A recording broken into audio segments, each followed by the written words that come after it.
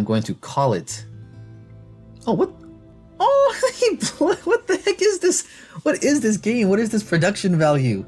What have I stumbled into? All right. First time playing Lyre. Wait a second.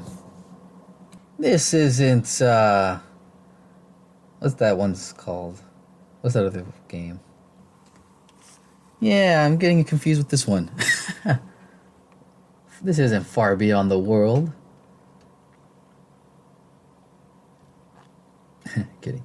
I have heard about this one, and I've heard good things, and I'm very intrigued.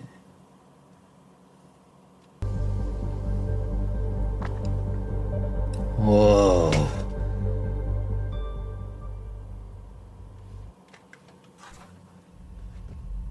Lyre has content of an adult nature. This, okay. I'm not sure I can tell what I was gonna say. It's my friend. Oh. Oh. Didn't see that part. Wow.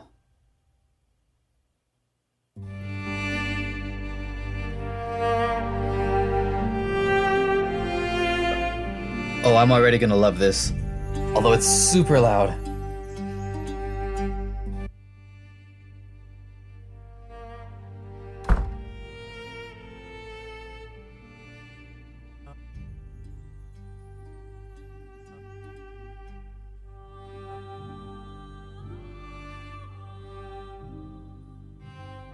This music, oh my gosh, is this original music? Where'd they get this? Wow.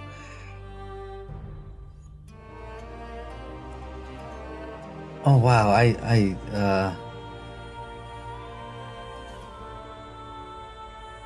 really fun. Should probably lower just a little bit, but I kind of want to hear it to get into it. Oh, this looks cool. Yes, hello everybody, any and everyone who's watching. This is Otter, and I have just gazed into the world of Lyre. Animation? What? Moving capes? Oh, my laptop's getting a bit warm. My laptop's blushing a bit because it's excited too. Alright, let's make sure everything's all recording and such. And I think we're just gonna hop into this. Man, I don't know what this is gonna look like, but yeah, let's just oh, this looks so cool. What is this gonna be about? I've heard a lot of good things about this. This one's definitely a bit more mainstream, I think, or at least a bit more popular of a visual novel, so that's okay. I'm not a hipster or anything. Let's just, let me unplug this. What is this music? Oh my gosh, I'm excited. Okay, start. Let me get some water. I don't know what voices I'm gonna have to do here. Let's go with the default. Again, I'll pass this question to you guys in the future, or maybe even this one. I'm happy to redo it. Do you think I should pick a name, or I'm happy to do it the default? I'm all about canonicity, but it would be kind of fun to really put myself into these stories sometimes, and I think it'd make for some really fun animatics too, because I could just draw myself as a character. But I don't know. You guys let me know. I did Linnaeus, so I did that. There's a default name, so I'm gonna stick with that. Linnaeus.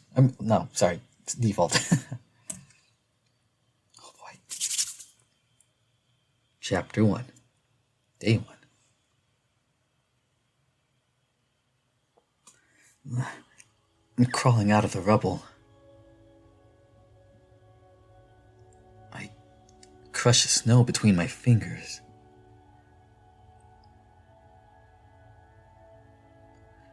Numbness caresses my side as my stomach lays flat on the cold snowfall. I can barely see anything in front of me. I can't tell if I'm supposed to click it. I hear clutter and chaos all around, but it's very faint. Ooh, like a whisper. I can also hear men shouting in pain. The groans are muffled by the snow and wind. I lay my face into my arm and rest. My nose feels like it might just fall off. Breathing hurts.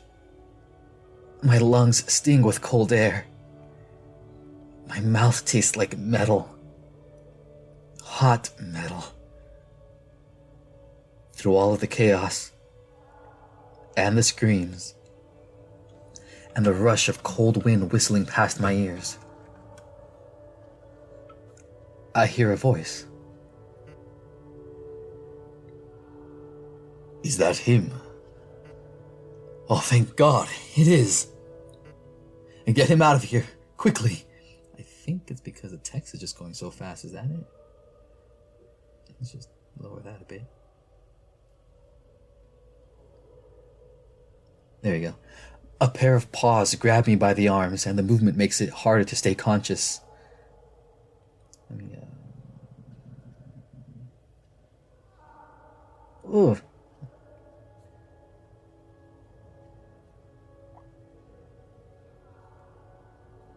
I slowly succumb to the sleep my body has been yearning for. It feels like I've been awake forever. I've wanted to sleep for so long.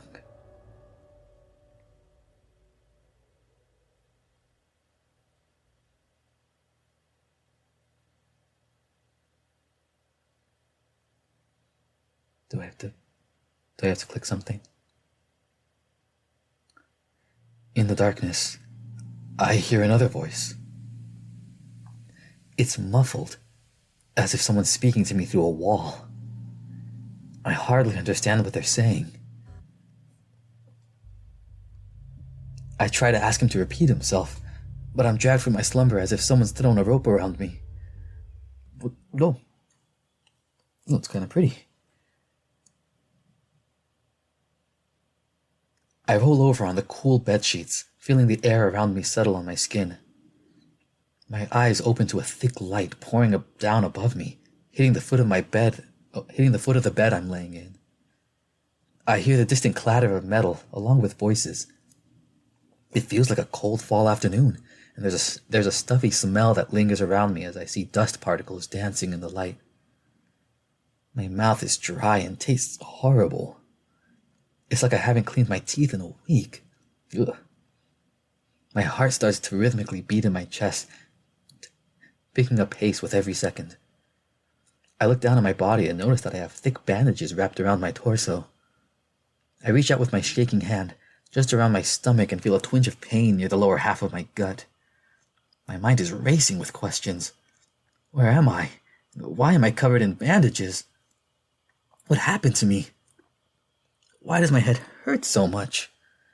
I bring my hands up to my head and feel around. I don't feel any bumps or bandages, and there's no pain on the outside. It seems I've only been injured down by my waist. I must need water. That's most likely the reason my head aches. I cautiously sit up from the bed. As I do this, the feeling of all the blood rushing to my head makes everything go dark for a moment. Ooh. I shift in the bed and slowly wriggle myself out from underneath the covers. I go to throw my legs over the side of the bed and stumble a bit as I steady myself on the cold floor. I look around the decorated room I'm in. It is cozy with a nicely sized bed, a desk, and a slightly open glass door where I can see the afternoon light shining down onto the floor. A few bottles and bowls of medicine are strewn about, laying on the cabinet in front of me. I carefully begin to walk to the door when a wave of fatigue washes over me. Everything seems to kick in at once as I'm slowly crouching to the ground. I crawl to the floor and lay there for a second, waiting for it to pass. As I lay there, feeling my insides twist around and dance in my body, the door opens. Oh, wow, I did not want you to see me in this position. Ugh. I met with a creepy figure in a dark green robe, wearing a pointed mask and a hat. Uh-oh, this doesn't look good. They look as if they're on a mission, but stop in the doorway. I feel their gaze fall on me from behind the dark goggles. That's clear. All right, let's start with something a little high-pitched for now. You're awake. Good, yes. He stutters this out with much effort in an odd voice. It's a bit high, with a posh cadence. Okay, I think I was right on the money for the most part. Oh dear. Wait here for a moment, please. I'll be right back with help. He prances and stumbles back through the doorway, his feathery tail floating behind him. The door swings in slowly, but stops before it can fully close. What? Oh, wait. What? Oh, that's me. Okay. Richter. Wait. The noise that escapes my throat it's hoarse and exits my lips through a puff of breath. Thankfully, it doesn't hurt to speak, but it certainly sounds awful. All I can do is lay there as I hear him scuttle off, calling someone's name. He scurried down the hallway, and his voice is already muffled by that mask he's wearing, so I can't make out the name he's calling out. The squeamish feeling slowly subsides. What an odd fellow. Though, I suppose I'm not far off. I'm the one lying here on the ground, half naked and barely able to speak. Just as the cold floor starts to feel nice, I hear muffled voices from outside the door. One of them I recognize as a bird, and another seems soft, deep, and annoyed. Of course, the minute I leave for a drink, something happens. How long has he been awake? I don't know. He was just lying there on the floor. On the floor? Why? He probably tried to get out of bed. Is he okay? Well, not really. He seemed to be in some pain, but that's expected. Or maybe he was just scared of you. Ah, what are you getting at? Leaf, I respect you, I respect you, but not my ability to speak. Leaf, I respect you tremendously, but that mask makes you look ridiculous. The bird sputters and lets out some exasperated noises. It's a safety precaution. The other voice just chuckles. I hear their footsteps get closer until they're right outside the door.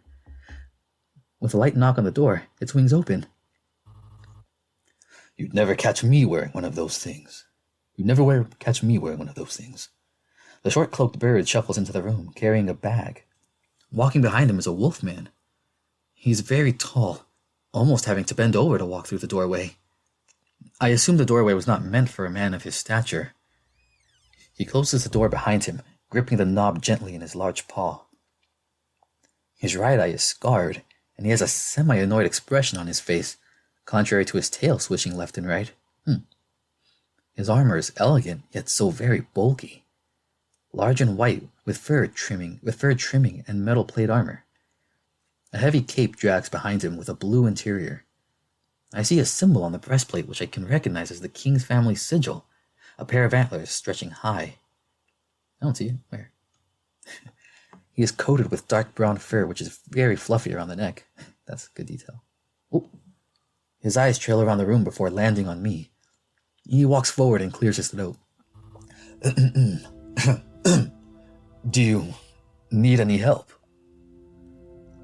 I nod my head. He stands there awkwardly before walking forward, his padded feet thumping against the smooth floor. The wolf then proceeds to kneel down, his face growing closer to mine. He pauses before hesitantly touching me, and then he picks me up. Ooh, hello there. I feel his large paws supporting me on the underside of my legs. The wolf lifts me high and then adjusts me in his grip so that I don't fall. Aww. His neck fur grazes against my face as he carries me over to the bed and lays me down in it, gently reclining me back against one of the large pillows. I mumble out some appreciation. Thank you. He grunts in response.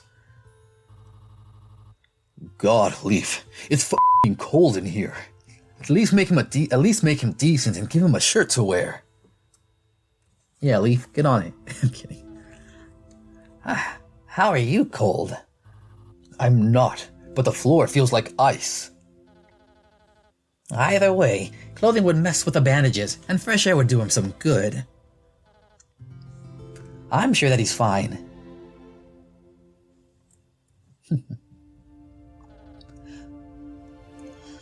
I sit up in bed with some hesitation and open my mouth to speak. I'm sorry, but who are you? The two turn and look at me as Leaf makes a motion to speak, the wolf places a paw on his shoulder. Alright, let him speak. My name is Lyre. My name is Lyle Reed. I'm the captain of the Royal Guard. Lyle. He says this with a certain twinge of proudness, his tail swishing slightly. And this is the royal family's physician, Leaf. He nudges Leaf in the side with his paw. Yes, I'm sure we can dispense with the formalities for now. Victor, do you remember anything before the crash? I look down at my torso and the two connect. So, that's what happened. You can't remember? I like all these expressions. I love it when visual novels, have different expressions for the characters. Look, there are the antlers.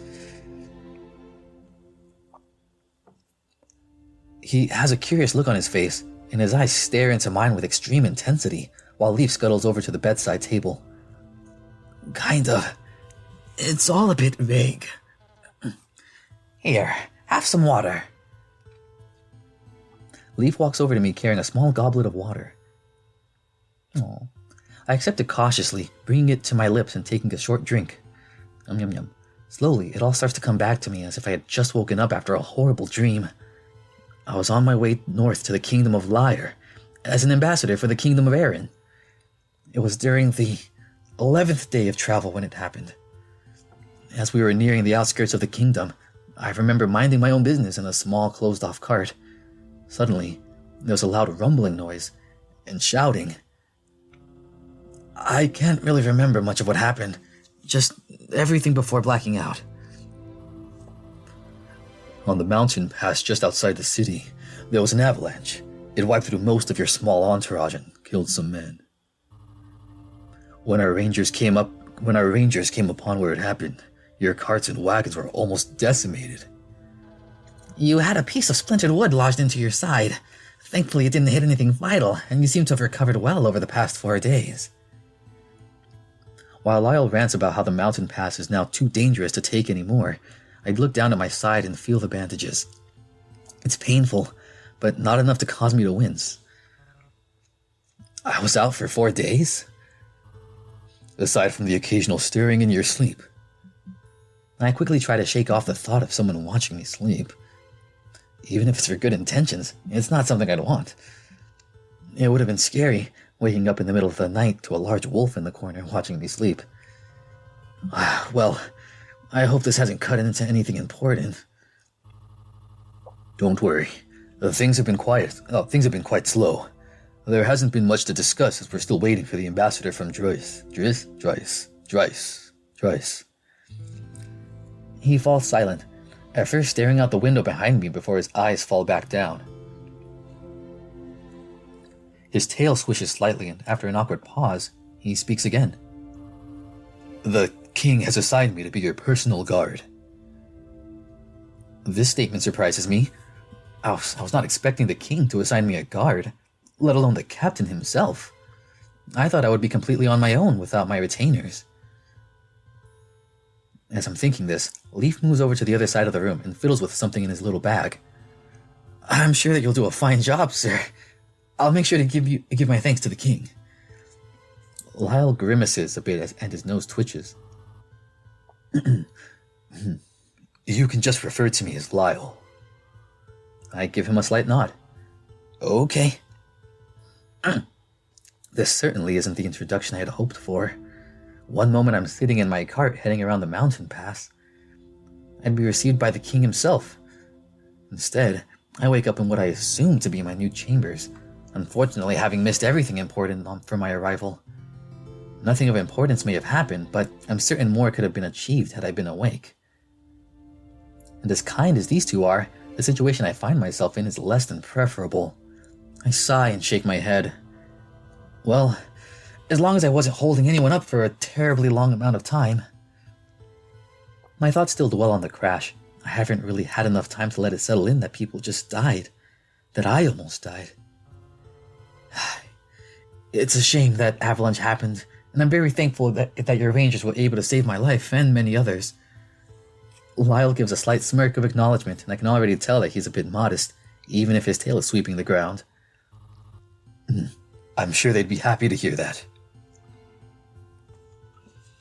You know what? Leaf gave me some water and I didn't drink any.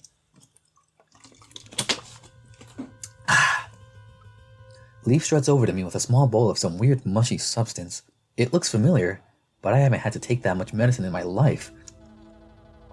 Here's something to ease the pain. This is most likely the last time you'll have to take it, considering if you've healed very quickly. I stare down at the bowl in discomfort as Leaf drones on about the unique healing properties innate in humans, along with some other stuff I didn't care to focus on. I take the small bowl and drink down the strange mix. It has a thick consistency. The texture is like eating gritty mud. Not that I've ever done that before. The taste, however, is not as bad as I thought it would be. It has a savory flavor that's hard to describe. Still not pleasant enough for me to thoroughly enjoy. If you don't mind, I'd like to take a look at your bandages and also see how your recovery is coming along. I look down at my side and lift the covers a bit. I suppose. Oh, what the heck? Oh, ho, ho. Oh, ho, ho, ho. Leaf walks around to the other side of the bed and begins to awkwardly unwrap the bandages with his gloved hands. When I catch Lyre watching from across the room, he quickly averts his gaze. He certainly is expressive, though he tries to hide it. Though it does make me wonder why he stares so much. I assume it's because humans are so rare this far north. Leaf finishes unwrapping the bandages and I finally get a good look at the wound. It looks a bit messy. A dark red color around the skin, and the scar left behind isn't pretty. It's coming along nicely. He's got to be kidding. He takes a damp sponge and begins to lightly dab and rub at it.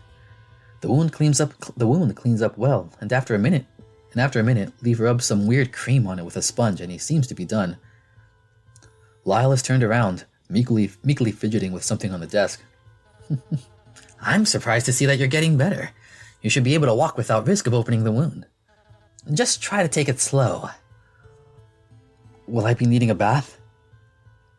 I blurt this out, not realizing how sudden it was. The bird stifles a chuckle and stifles the chuckles. No, I don't believe that will be necessary.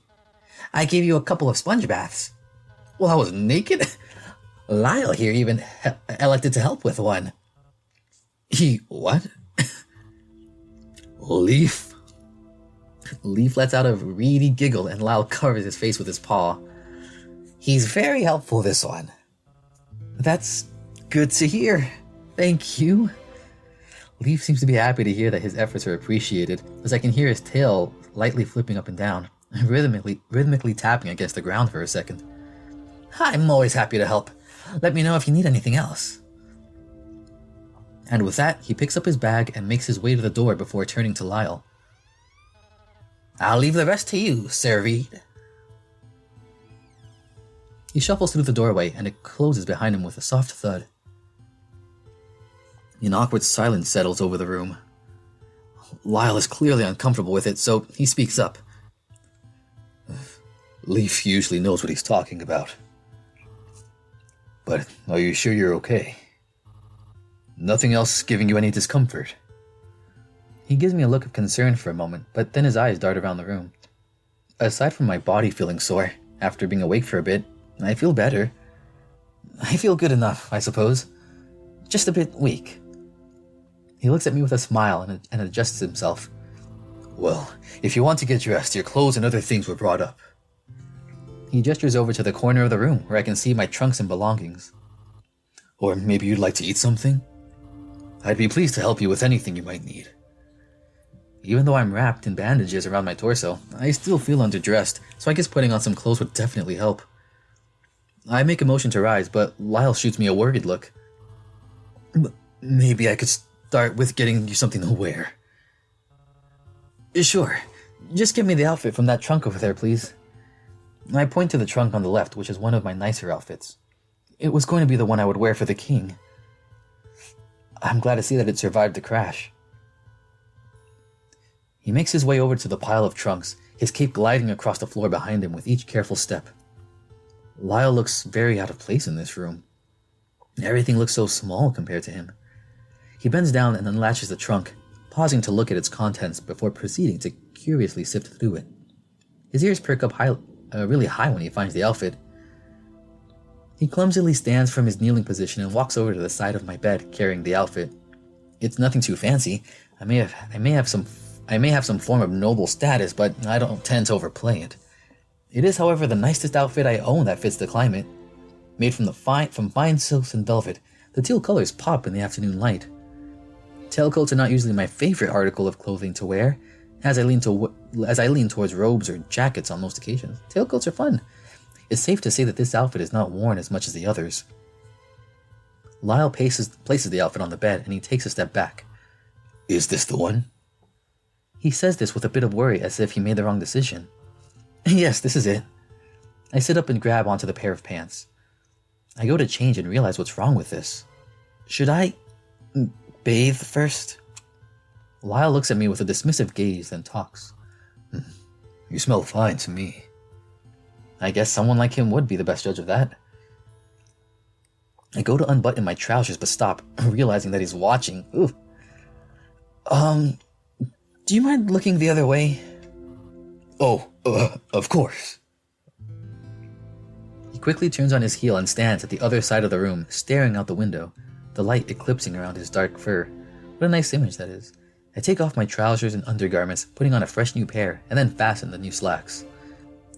I'm surprised the shower was not warranted. Then again, I was given a bath or two, was I not? Still facing the window, he speaks to me, his voice bouncing off the glass. There's a hint of embarrassment in his voice. You were...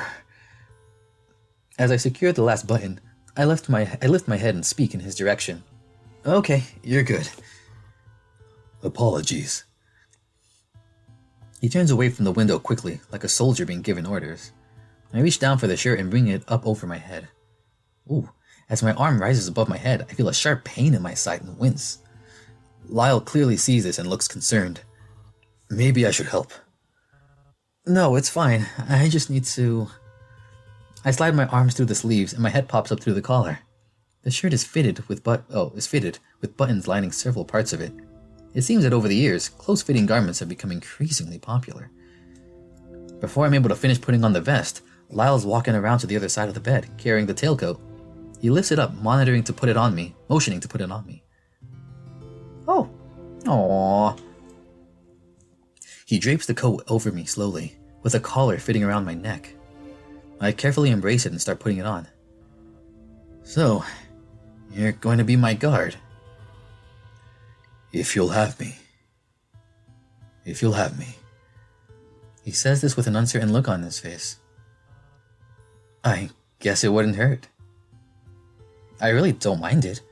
I don't know if I'll need the protection, but it's always nice to be prepared. It's also nice to have a guide of sorts to show me around.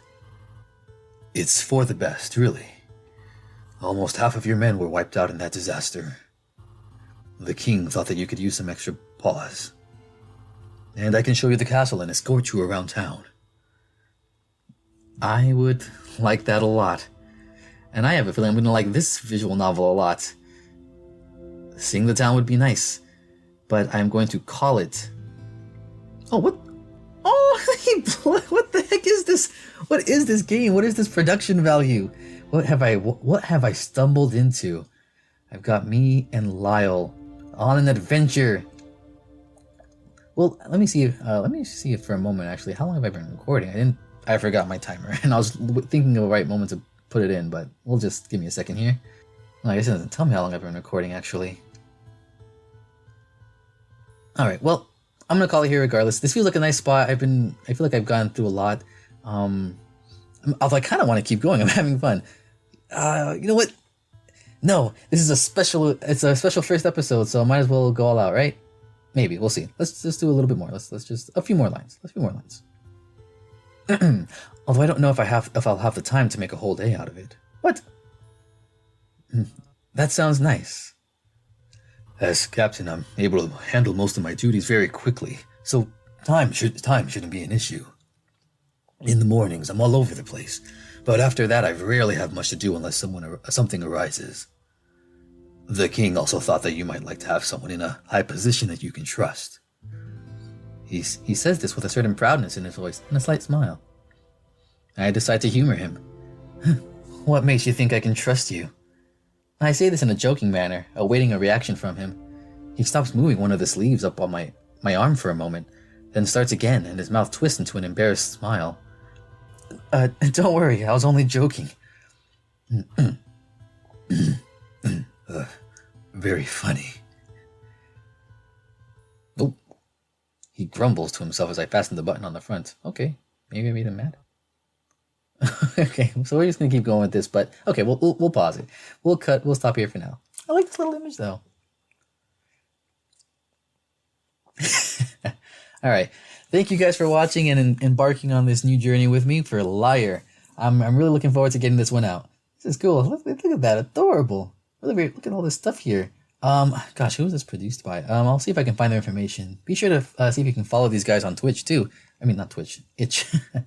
Or I guess Discord and Twitter, and yeah, well, follow me on those social media platforms while I also follow them on their social media platforms. But thanks again for tuning in, you guys. I really hope you enjoyed. And that from going forward, I hope you have a good night, a good day, a good evening, whatever it is for you. And yeah, we'll see you next time. Take care now. Bye.